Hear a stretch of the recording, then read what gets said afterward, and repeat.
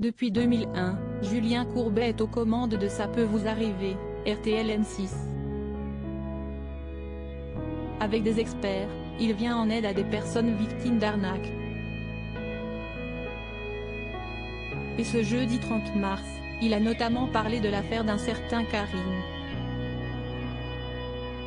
Au moment de contacter l'homme au cœur du litige, le ton est quelque peu monté.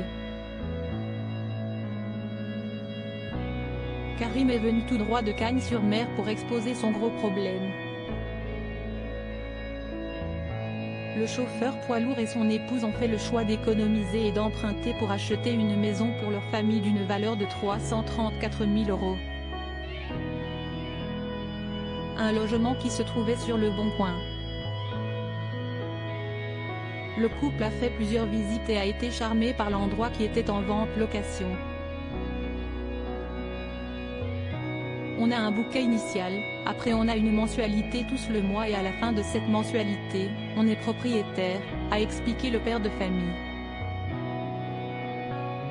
Fin juillet début août, alors que son notaire était en vacances, le vendeur, qui souhaitait vendre rapidement son bien, lui a conseillé d'aller en agence pour faire le contrat.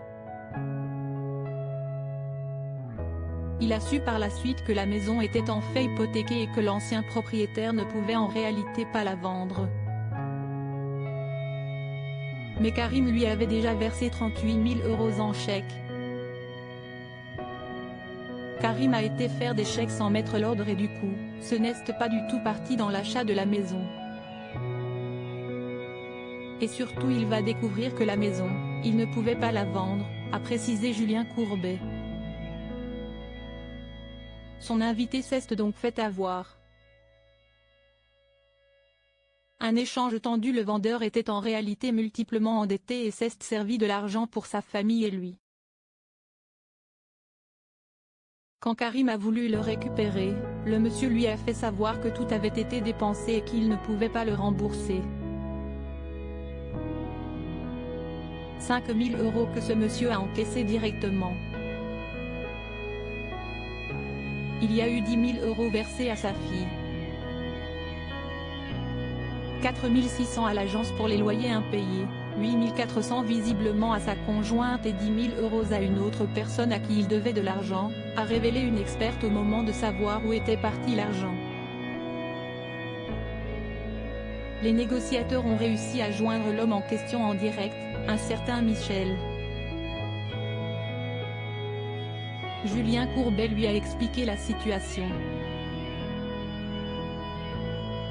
Le monsieur s'est dit tout aussi plombé que Karim car il devait rembourser des personnes. Puis, il a avoué qu'il avait demandé de l'argent à Karim pour régler ses dettes. « J'admire votre franchise », a répondu le présentateur. En revanche, l'ancien propriétaire a assuré qu'il avait payé l'hypothèque, une information niée par les experts en plateau. Et il a expliqué qu'il ne savait pas que Karim ne pourrait pas prendre possession de sa maison.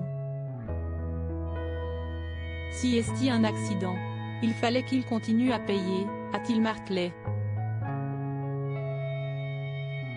Agacé, Julien Courbet lui a demandé pour quelle raison il avait donné 10 000 € à sa fille alors que seule sa femme et lui étaient propriétaires.